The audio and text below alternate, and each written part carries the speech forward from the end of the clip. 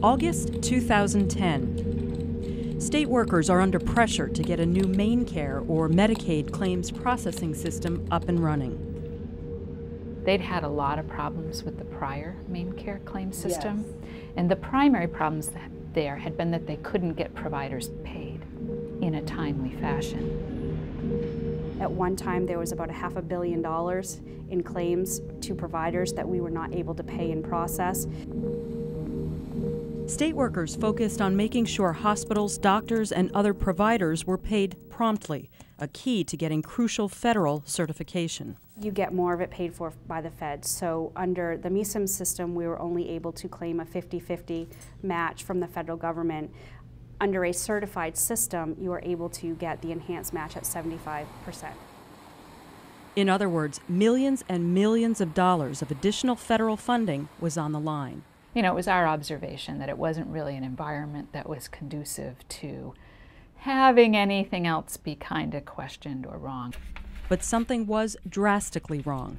Just days before the September 1st deadline to go live with the replacement system, an IT staffer named John Beatson noticed the new program was paying out claims to people who were not eligible. In an email report dated August 27, 2010, which News Center obtained under Maine's Freedom of Access Act, Beatson writes, quote, "The ineligible records need to be identified and ended.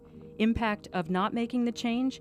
Ineligible records will not be closed, or if closed, closed timely. Claims could be paid out that shouldn't be. State and federal reviews will find the state in error." His report went to the project manager, but no further. Executive managers who could approve a fix say they were never told of the problem.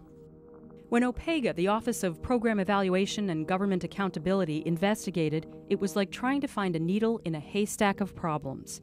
Quote, DHHS told OPEGA that during this period, they were addressing 159 other issues, including 90 that, like this, were classified as severe.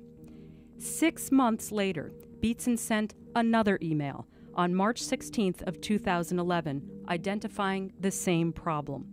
Quote, "This issue is known and has been known since July-August 2010. I don't know how many ineligible records there are in the system, but knowing how they are caused, I'm sure it's in the thousands." And it was. More than 7,000 people were receiving coverage who did not qualify. Beatson also requested a cost analysis of how much had been paid out erroneously.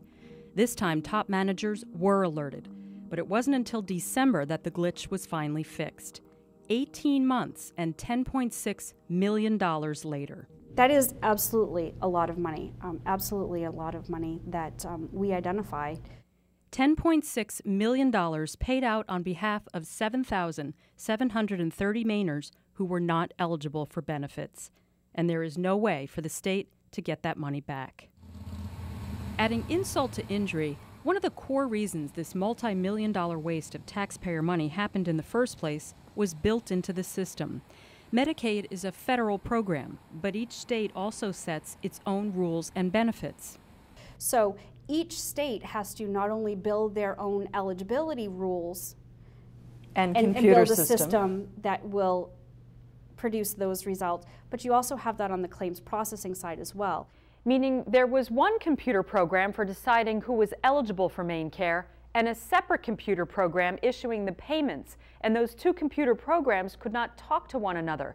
You take one look at this flowchart of the entire MaineCare system and you can see why. And they weren't expected to talk to each other, which is something we found out right away when we first started looking at it.